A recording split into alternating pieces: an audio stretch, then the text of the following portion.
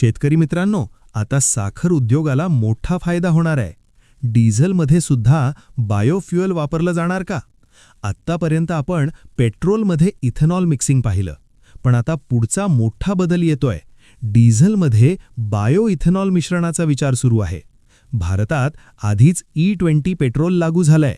नवीन तंत्रज्ञानामुळे साखर कारखान्यांमध्ये बायो इथेनॉल उत्पादन वाढवता येणार आहे. सरकार यावर मोठा निर्णय घेण्याच्या तयारीत आहे.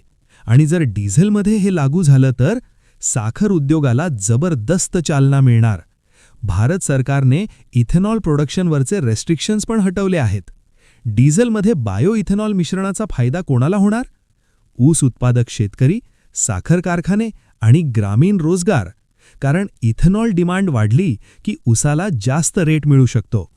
इथेनॉल ब्लेंडिंगमुळे शेतकऱ्यांना सपोर्ट मिळतो.